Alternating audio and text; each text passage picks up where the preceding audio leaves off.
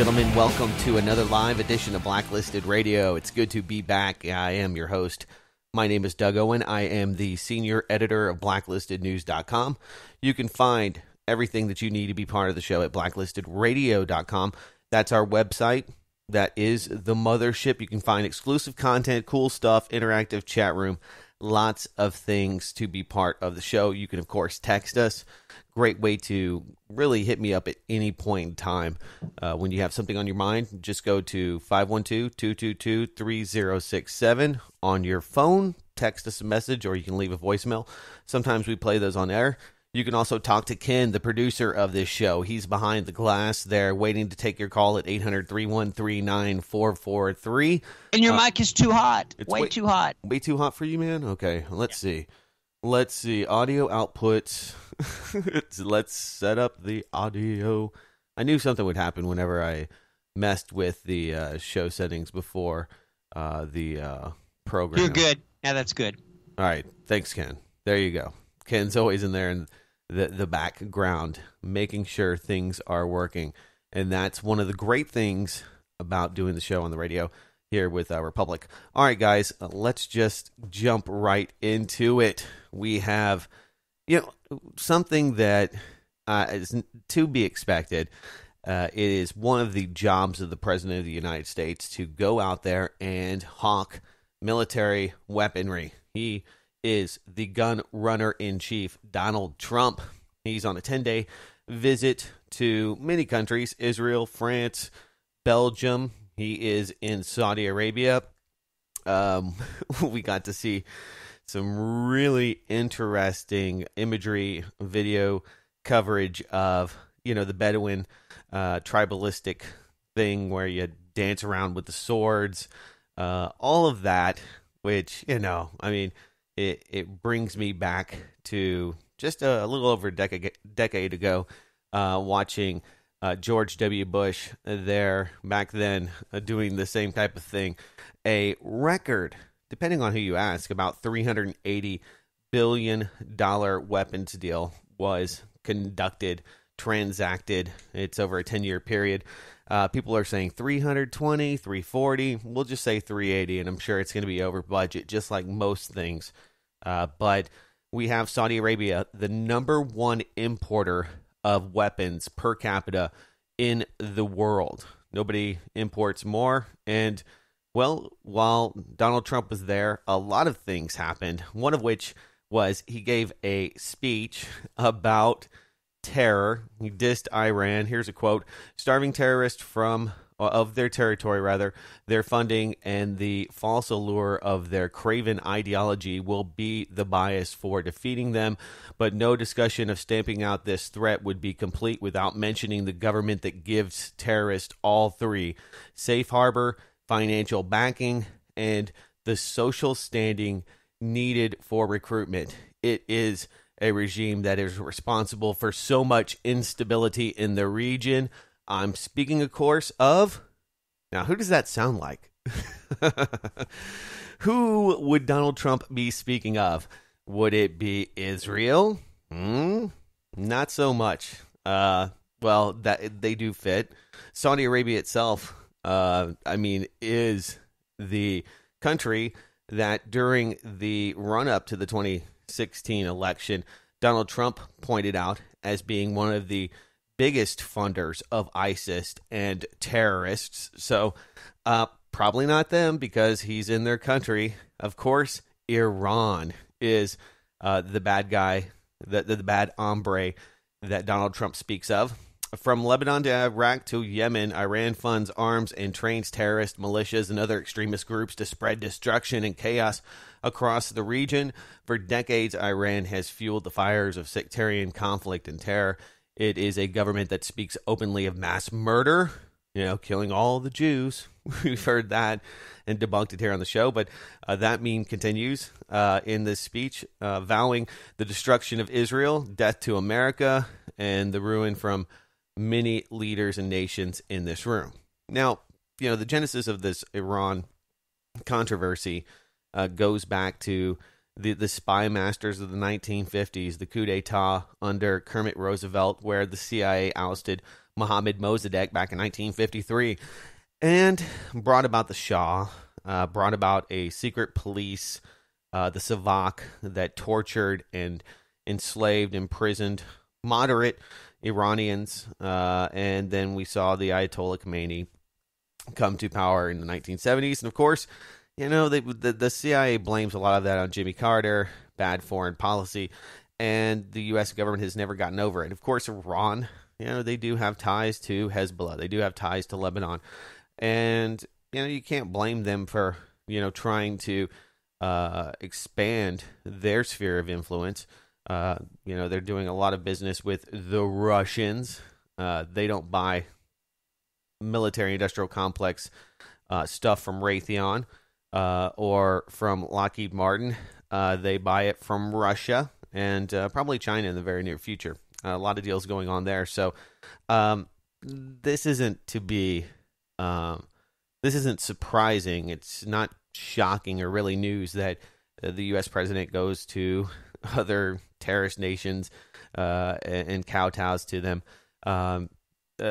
Other things happen, of course, selling weapons. And, let's just talk a moment about the war crimes and atrocities that Trump mentioned in his campaigning that are completely negate from the conversation. I mean, we're talking about even the somewhat compromised Human Rights Watch saying that at least 50 attacks so far are bona fide war crimes committed against the Yemeni people by Saudi Arabia, who is actively using U.S. munitions, cluster bombs, just inhumane and illegal armaments on the Yemenis people.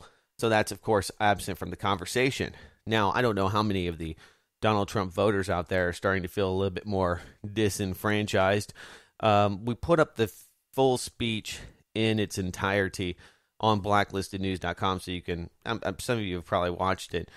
Kurt Nimmo, who writes for blacklistednews.com in his own website, took the opportunity to kind of disinfect this speech.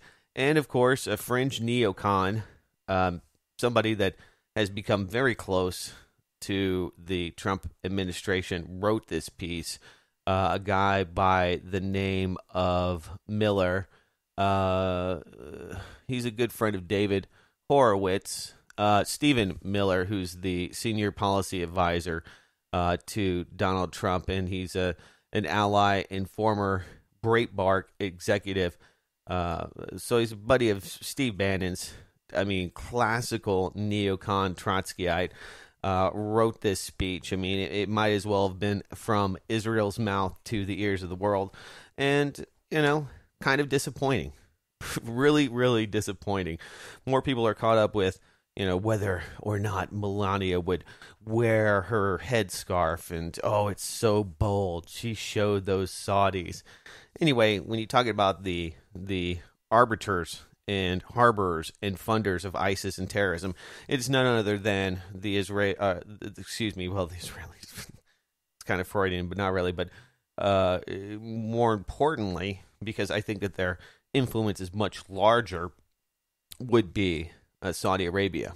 Is troublesome and a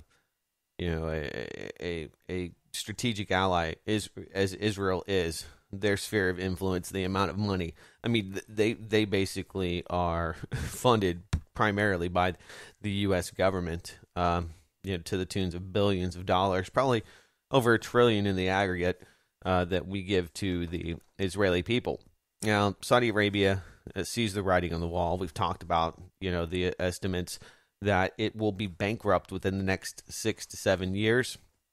OPEC agreeing Russia and Turkey to pull back output production, creates this opportunity for Saudi Arabia, and these petrochemical, petro oil dynasties are there. So and continue to be very influential, although things are changing deeply and profoundly in the oil markets and energy sector.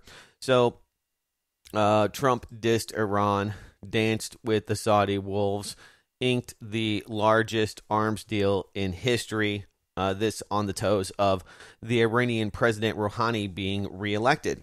Now, regardless of what you think about Rouhani, at least they have elections in Iran, unlike Saudi Arabia. They may be rigged like U.S. elections, but they are at least somewhat, I would say, middle of the road.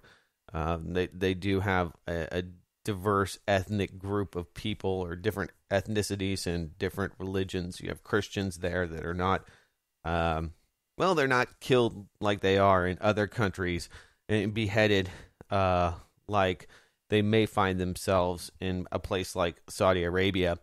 So, that is definitely a tone setter. Of course, Donald Trump spoke so many times about the bad deal the U.S. got in the releasing of funds to the Iranian government and their compliance issues with their weapons, their nuclear weapons program. So you have the CIA once again resuming arming of moderate rebels in Syria.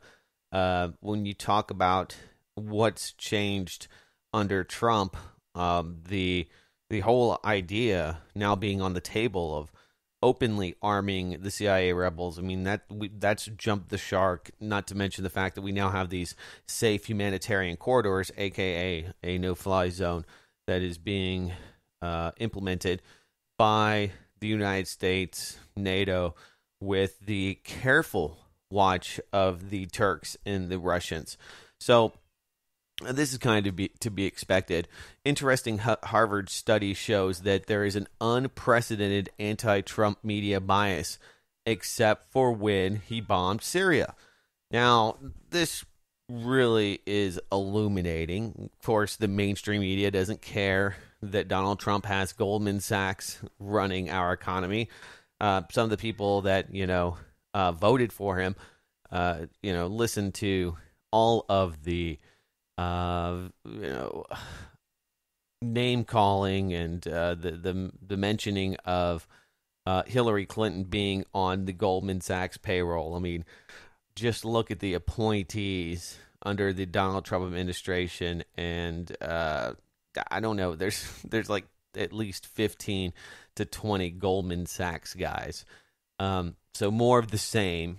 It would be the exact same under Hillary Clinton. I always feel like putting that disclaimer out there, because there are a lot of people, just like after the Bush era, when we saw the rise of Barack Obama, that were very hopeful, that liked a lot of the things he said. I loved a lot of the stuff that Trump said. I loved a lot of the things that George Bush said. I loved a lot of the things that Barack Obama said. Not many of those things pre-election that were talked about really came to fruition. None of those ideas, or making transparent government and affordable health care, all of those great things that people talk about actually happened. But I was hopeful. So it looks to me as if the Trump administration has, I wouldn't say been co-opted, but the amount of pressure and isolation and the constant barrage of negative news. 90% of the news they looked at over 100 days in office from NBC, CBS, CNN, all generated 90+% negative conversations, negative coverage of Donald Trump. Now, this is exactly what Chuck Schumer said we should be careful of, and that is, or that Trump should be careful of, and that is going to war with the media and the deep state. Now, there is plenty of reasons why the Donald Trump agenda, his work will be stymied, and that is because he is at war with the media and war with the deep state. Because of the constant negative, no matter how little proof there is of Donald Trump's subservience to Russia, it has isolated him, and he has to take a tougher approach. He cannot seem to be in collusion. So I really do think that the deep state, as it's now being coined, and the intelligence agencies, the operators in the mainstream media are doing everything they can to isolate Donald Trump. Now, that's not to say that he can't break out of this bind, and hopefully he will be able to assert some of the things that he wanted to in his campaign.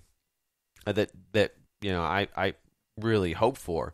Foreign policy, I mean, this is the same as what we would have had under Hillary Clinton. I dare say somebody like Gary Johnson would probably be in this same position because of how the president is managed in this country. But when it came to economic issues, bringing jobs back to this country, making America great again, it's going to be great for the military-industrial complex. War does bring about economic opportunities.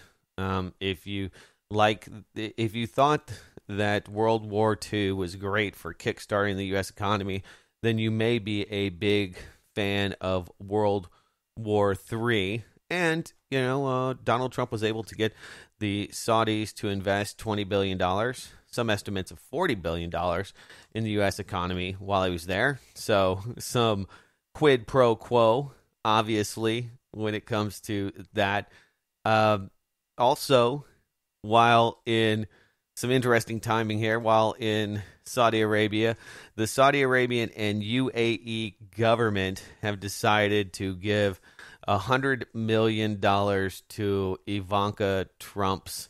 This is the caveat. It's not Ivanka Trump. Ivanka Trump came up with the idea, but the World Bank's new slush fund for women entrepreneurs. So, of course, people are saying, oh, see, this is just like Hillary Clinton, getting people to donate money. She's not actually getting the money. It's not actually the Ivanka Trump Foundation. It's the World Bank, which, they've got a pretty bad history in many cases of funding things that seem to, companies that are working against other initiatives that they're funding.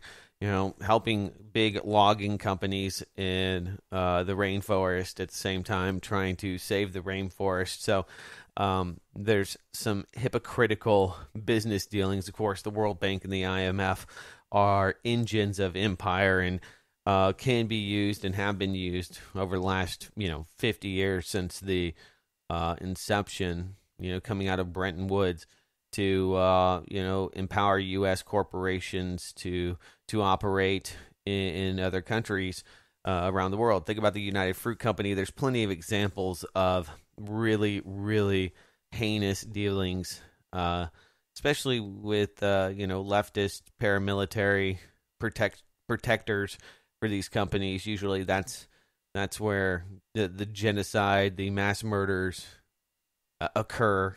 Anyway.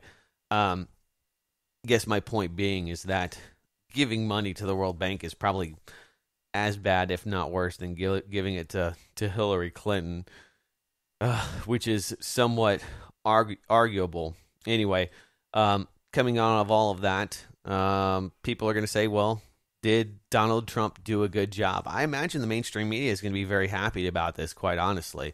They were very happy when Donald Trump bomb Syria. That's the only time he's gotten the media's approval. Another interesting article came out when it comes to the coverage and media bias. This really interesting report. It's peer-reviewed. Journalists drink too much, are dumber than average American study finds. A recent scientific study just proved something that viewers of CNN probably suspected for years. Journalists' brains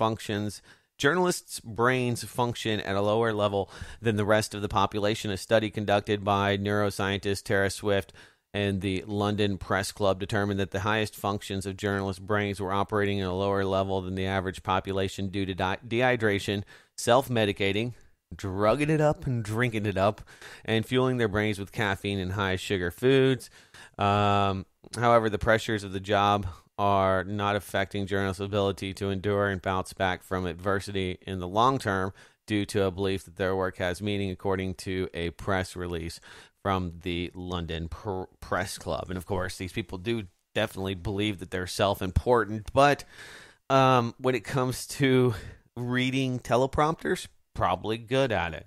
Really good at it. The best news readers out there are paid handsomely, but when you watch people on TV, or is Bill Maher any smarter than you? Probably not. Probably less smart. He's a comedian. But when you're listening to Jake Tapper, Anderson Cooper, these people are I wouldn't say dim-witted, but there's this feeling that a lot of people have when they turn on the television that because somebody's in a suit and tie and somebody's on TV, that there's a certain level of credibility and that they're probably smarter than you. That's why they're in that position reading to you the news. I mean, that's what a lot of people think. So I thought this was really interesting because the London Press Club was actually conducting this scientific experiment to show how journalists could bounce back from the stress, and they had some preconceived conclusions that people in the media were much smarter and had to be witty, thinking on their feet. That is not necessarily the case. Now, regardless of foreign policy, whether Trump's dancing with the Bedouin terrorists in Saudi Arabia or selling missiles, I mean, he's going to be kissing the Wailing Wall next week. So all of you out there in the alt-right that were huge Trump supporters, it's going to be painful to watch Donald Trump kiss the Wailing Wall. They all do it. Even good guys like Rand Paul all kiss the ring, and he will be telling you how wonderful Israel is, not to mention the fact that he'll be in Brussels probably kissing the butts of more elitist bankers looking for new opportunities for the U.S., because that's what it's going to be to make America great again. But the one thing that I think that he could focus on and probably do a really good job with is the American economy. Here's just a small preview of what's happening in it. A quarter of American adults cannot pay their monthly bills. 44% have less than $400 in cash. There was some good news and then some not so good news in the Fed's latest annual report on the economic well-being of U.S. households. More not so good. Less debt, that's great. Less student debt, well, means people aren't going to college. I guess, well, it depends on how you look at that. All right. Lots of things that could be fixed right here on the domestic home front, and that's where we should really, our elected leader should have his focus, not on selling weapons for Raytheon and the military-industrial complex. Quick break. We'll be back on the other side. It is Blacklisted Radio. All right, welcome back. It's Blacklisted Radio. So, yeah, sorry, America. Sorry, Trump fans. Sorry to all of you out there that thought business would be a little bit different. When it came to foreign policy, one of the things I liked that Trump said was that we needed to stop the intervention. We needed to stop creating situations like the one that was created in Iraq, where you had a vacuum, and out of that, ISIS and other religious extremists were able to find financial funding and, well, to create the situation that there is now. And of course, there's a lot of U.S. and outside funding, and the fact of the matter is, hate to say that, the fact of the matter is that when you look at U.S. foreign policy over the last 20 years, what has it produced? Millions dead, trillions of dollars of wasted money, a Pentagon that cannot even approach being audited. We have ISIS. We have the situation in Syria. Not that this wasn't part of the grander plan. I've played the clip of General Wesley Clark talking about the foreign policy of the U.S. after, right after Iraq, using 9/11 as the catalyst for creating a completely false narrative surrounding weapons of mass destruction, Saddam Hussein, then on to Libya and to Syria. But that was all part of the plan, according to General Wesley Clark. From on high, he heard that Lebanon, Syria, what were the other? There were 7 countries, Iraq, Iran, were all ripe for regime change, and that was part of the U.S. government's push. So, here we are. This is where we're at today. All right, so, yeah, we talked about the economy. I mean, when you have people that are no longer vested in the U.S. system, where you just have people that are on the dole, you're going to have, a climate where you do have very upset, poor people. And at some point, it's hard to keep the good mob down. I'm not talking about martial law. I'm just talking about, although that can be a product of mass unemployment and massive impoverished people that are looking for someone to blame. I mean, I see that in the social justice warrior crowd, looking to try to fix the rights or fix the wrongs of the past. I mean, we saw this week the taking down of Confederate statues in New Orleans, Louisiana. And, I guess it makes some people feel good to get rid of these characters so they don't have constant reminders of the evil that can be justified. It's really sad because you see people trying to erase history. You see, what I think of as a mild form of the Cultural Revolution that we saw take place in China, where we tried to erase the mistakes of the past and our culture, our heritage, to form something new and better, something where,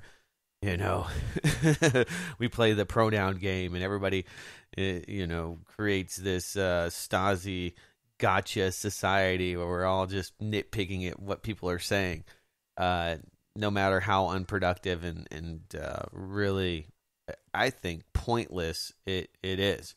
People are probably in this country one of the reasons I think that Donald Trump was elected was, primarily the immigration issue.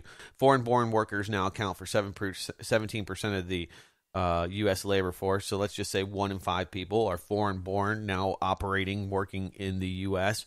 When you think about how many people that are native-born are out of the U.S. Numbers completely when it comes to unemployment, they're just they're beyond employment. They've been out of a job for so long that they're no longer even counted as unemployed.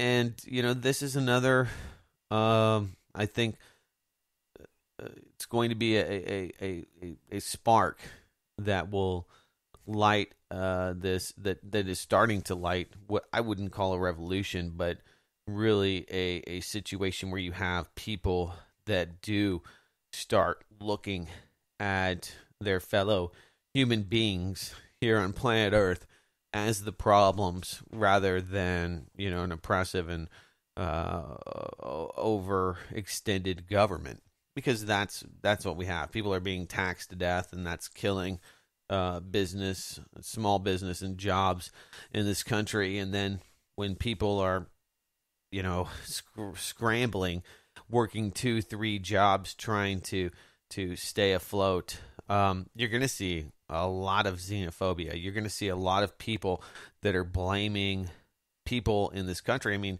not to say that there isn't a problem with illegal immigration, not to say that that shouldn't be taken care of, but when that becomes the focus rather than the people that have taken their livelihoods and have destroyed the economic development that made this country great. Low-hanging fruit. Who's around? Who do we blame? It turns into police state America. Here you go. Feds admit that they use secret anti-terror mass surveillance tool to catch an undocumented waiter. Now, some of you might like this. I don't know. Rudy Carranza was an undocumented restaurant worker in Michigan, wanted for DUI and a hit and run. The FBI and ICE used IMSI catchers, powerful secretive cell phone tracking tools that the agencies bill as a kind of super weapon in the war on terror, to catch him and put him up for deportation. So, people are like, yeah, let's build a police state. Let's use those anti-terror weapons that were developed for protecting you from terrorists, of course, now to go after illegal immigrants. So, there's a lot of people that probably think that's a good thing. And I have been beating this drum for years. If you've been listening to this program for the duration of it, one of the things that I've been a huge, I've been harping on is that, all of these weapons, all of the new laws to basically eviscerate the Fourth Amendment, to go through your bank accounts, for the government to go through your social media accounts every time you enter the country, on and on and on, of course, having to, unconstitutionally surveil people, and all of the new technology that has been developed to be used on the American people. It was all done under the guise of protecting us from terrorists. So, DUI, illegal immigrant, people are like, yeah, get that guy. Then it's going to be, grandma for selling raw milk, at a Dungeness farm, and it's horrible. It's horrible. Look what they're doing to the American people. So that's what, really does come out of, economic plight. One of the things that we can really point to that has helped bankrupt this country, the war on drugs, that is, now the justification for the militarization of police forces across the country. Now, you have to have a Stasi to protect us from illegal immigrants. Can we have your papers, please? And, a lot of people, they compromise. I hear this all the time. I know, I live in Texas. Here's a little example, and then we'll get back to news. But I hear people all the time that are so staunch Second Amendment advocates. People I work with, there's nothing that upsets them more than the idea that liberals will take their guns. But many of these guys that are hardcore Second Amendment loving fools, I mean, they're in love with this idea of keeping ourselves armed. Some of them are okay with the government getting into your computers, the government spending billions of dollars to be able to crack every copy, every operating system, Windows XP Plus, getting into their Apple phones, getting into their bank accounts, getting into their social media, monitoring their children. They're fine with that because I have nothing to hide. And we have to get the terrorists, and we have to get the international criminals, and we have to get, it's for the children. We have to get the pedophiles. All of these people that are easy targets or easy examples of why we have to give up our rights. But when it comes to the guns, that's a whole... Hold on now. Don't talk about the guns. Now, you can read my email. That's fine. So people pick and choose which... amendments of the Constitution and the Bill of Rights, they find to be more important to them. Some people are okay with certain rights going away. The UK government moves aggressively to censor and control the internet. We knew this was on the way. Theresa May is planning to introduce huge regulations on the way the internet works, allowing the government to decide what is said online. Particular focus has been drawn to the end of the manifesto, which makes clear that the Tories want to introduce huge changes to the way the internet works. Here's the headline from The Independent. UK Prime Minister Theresa May to create new internet that would be controlled and regulated by the government. Sounds lovely. Theresa May is planning to introduce these regulations. The plans will allow Britain to become the global leader in the regulation and the use of personal data and the internet, the manifesto claims, because everybody's going to want this. Everybody wants government-regulated internet because it's so safe and you don't have to worry about beheading videos or accidentally seeing porn. It comes just soon after the Investigatory Powers Act came into law to protect the people from the terrorists. The legislation allowed the government to force internet companies to keep records on their customers' browser histories. Have you been looking up recipes for your pressure cooker today? The government wants to know about it. So does Amazon, because they want to sell you one. And they're the CIA too. So the government's going to be forcing companies to keep records on their customers' browsing histories, as well as giving ministers the power to break apps like WhatsApp so that messages can be read. So the death of encryption, everything transparent to the government makes you less safe because, well, people in government hack your phones too. People in the police departments are using a lot of their surveillance equipment to watch their spouses. This has become a big problem. There was a few articles about it a couple months ago. You know, hey, look how many police officers are actually surveilling and looking at what their spouses are doing. Why? Because people are voyeurs and they like to watch each other. Everybody likes to put up a camera, and catch somebody or watch people. I mean, there's a certain allure to it. I don't know what it is. So anyway, now the government appears to be launching a similarly radical change in the way the social networks and the internet companies work. While much of the internet is currently controlled by private businesses like Google and Facebook, Theresa May intends to allow the government to decide what is and isn't published. There you go. And this comes on the heels of the U.S. Combined Military Headquarters that is going to be launched within days. So the EU military, of course, this is not getting a lot of attention in the U.S. I mean, almost none. It's all about who Trump's dancing with and what did the Russians, did he fire Comey? What does Comey know? What will he say now that he's going to testify in front of a Senate committee? You know, who cares? I don't care. I just don't care. Comey is a Clinton fraud. He has been part and parcel to the crimes of Hillary Clinton and Bill Clinton. Last week we talked a lot about Mark Rich. So I know some of you probably want the Comey update. I'm disinterested. So these are the other things, the internet going bye-bye. Meanwhile, people are worried about net neutrality. Oh, did you hear net neutrality died last week? The FCC voted to kill net neutrality. That was the headline.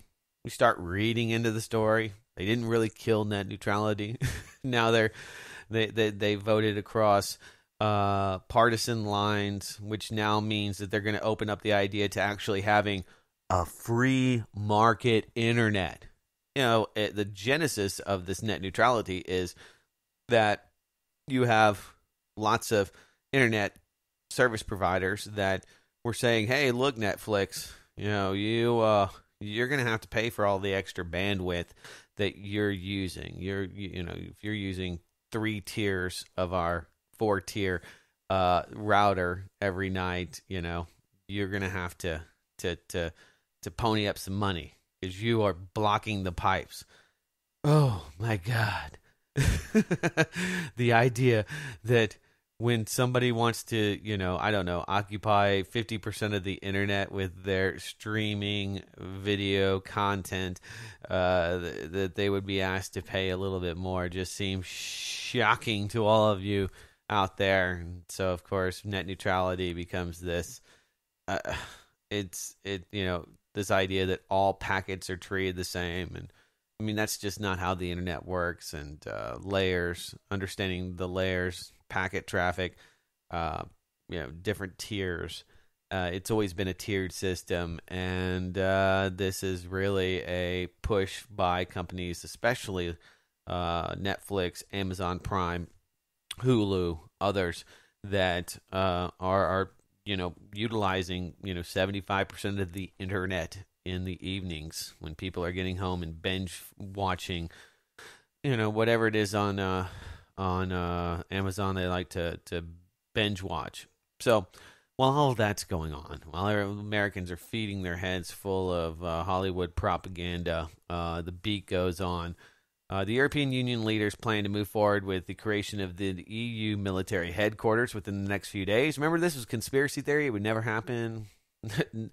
This is the response to Donald Trump and to Vladimir Putin, and to what's happening in Syria.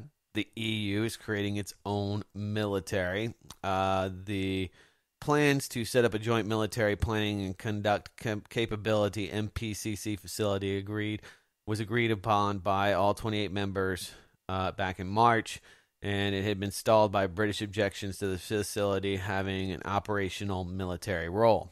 So this is a big debate in Europe, and one of many things that anybody who had eyes to see saw coming a long time ago. Now, I did want to talk momentarily about Seth Rich. Seth Rich, if you haven't heard, if you don't know who Seth Rich is, he was a Democratic DNC operative who mysteriously died. Many have suspected that he was the leaker, not the Russians, but somebody in the DNC that leaked these documents to WikiLeaks, all of the emails from Hillary Clinton and from John Podesta, that it wasn't the Ruskies after all. So anyway, there's 4 pretty interesting, outstanding questions surrounding the death of Mark Rich. If Rich was murdered in a robbery gone wrong, which is the story, why was his wallet, watch, and phone left behind following Rich's July 2016 death in Bloomingdale neighborhood of Washington, D.C.? Police officers claimed that it was likely the DNC staffer was shot during a robbery gone wrong. This doesn't explain, however, why Rich was found to still be in possession of some of his personal items. There you go. So that's kind of what I think, not necessarily a smoking gun, but really has people scratching their heads. 2, why haven't the DNC offered a reward for information related to his murder? Nobody seemed very interested in it. Hope. So sad. So newsworthy. Number 3, why are the left wing and mainstream media is ignoring the case? Of course, Drudge last week put up an article to the Daily Mail and started, I think, the renewed interest in Seth Rich's murder. Murder is not the question, of course.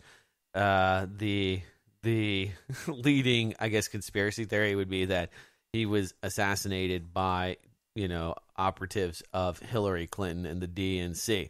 Now, this isn't the only thing that's not getting any traction. Of course, there's also the pending litigation, the lawsuit for the DNC, which is getting no coverage, for them rigging the 2016 primaries against Bernie Sanders, who, I mean, more than happy to, fall on the sword for Hillary Clinton. But, that should be a huge story. He actually wants to get the donations for Bernie Sanders into the DNC back, and thinks that they're financially liable. The media will not touch that with a 10-foot pole. Interestingly enough, BuzzFeed did have an interesting rebuttal here. Family of murdered DNC staffer tells investigator to stop spreading lies. The family of Seth Rich, the DNC staffer who was fatally shot in July, is calling on a private investigator to stop speaking publicly about the case. Rod Wheeler, a former Washington, D.C. homicide detective, had been working with the Rich family to solve the murder, which the Metropolitan Police Department said appears to be a botched robbery, but conspiracy theorists have claimed the killing was ordered by the Clintons in retaliation for leaking thousands of DNC emails to WikiLeaks. Yeah, there you go. And I think BuzzFeed has this one marked right. Those theories took off on social media and right-wing websites on Monday when Fox 5 in Washington, D.C. aired an interview in which Wheeler, a Fox News contributor, said he could confirm evidence of emails between Rich and a WikiLeaks contact. Wheeler then walked back the statement, claiming that the news station's report was inaccurate and took his statement out of context. He told BuzzFeed's News he had no personal knowledge of any emails, and he'd only heard about such evidence from a FoxNews.com story citing an unnamed federal source. So, walking back the story, for sure. On Friday, Wheeler told BuzzFeed News he is considering legal action against Fox 5. He wants the station to release the full interview instead of a clip where it appears to confirm emails between Rich and WikiLeaks. So, smoking gun, maybe not. Maybe some report taken out of context. It wouldn't be the first time the mainstream media has done that. But definitely something to think about. Of course, we have Julian Assange, who is now almost a free man. Almost. Now he is trying to seek a safe passage back to Ecuador, from which the embassy, the Ecuadorian embassy, he has lived for 4 or 5 years now. Sweden has dropped the charges in the alleged rape case, but the show is not over. They're still going after Assange, possibly under espionage charges, and the UK government still says that it is obligated to arrest Julian Assange. They want to extradite him to the United States. So, a lot of people are saying, well, he's committed treason, which is silly. He's Australian. He is not from the U.S., could not, commit treason against this country. He's not of this country. Okay, so he's not obligated to look out for the best interests of this country or not to release information. Espionage, I mean, come on now. That's just almost silly.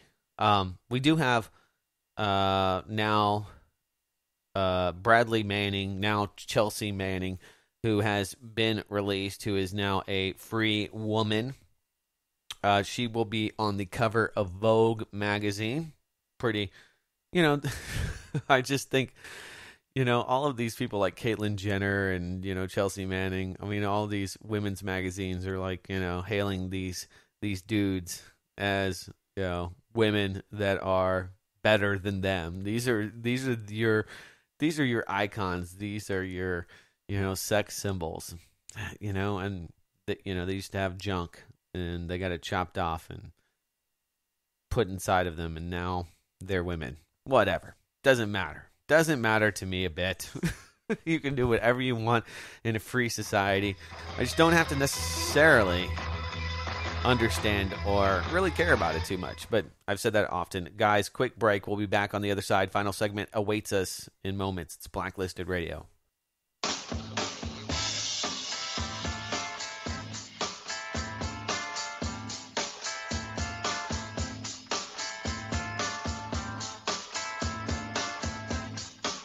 All right, welcome back. It's Blacklisted Radio, final segment here on the show.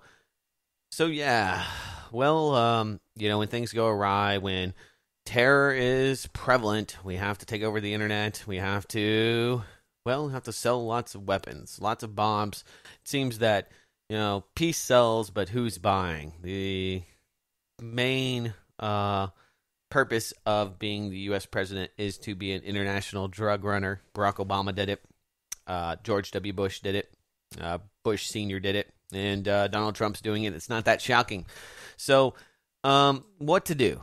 Solutions. Interesting thought, an interesting notion. Bill introduced allowing the cancellation of over $1 trillion in student debt through bankruptcy, courtesy of, the Zero Hedge, a convenient way to cancel $1 trillion of debt. Bankruptcy is like the ultimate get out of jail free card. You just get to wipe the slate clean, and even though your credit score and ability to borrow might suffer, you are free from all of your previous obligations. But student loans have been long exempted from being erased by bankruptcy. So, we have people that can't bankrupt. You have governments like the Puerto Rican government that's bankrupting, and one of the things that you can't get out of is your educational obligation. It's sacrosanct. You can get out of a lot of things, but paying your debt back, not so much. And that is a huge problem for many millennials and people that are entering or the ranks of the college and leaving just shortly thereafter, 4 years after, with huge loads of debt. So you're going to see a lot of these, quick solutions to big problems being thrown out there. When it comes to Julian Assange and what they will ultimately do with him, somebody texted me, I don't know what will absolutely happen to him. I hope that that he is freed at some point. I mean, you might be able to beat the rap, but he sure hasn't beaten the ride. He's had to live in an embassy for years.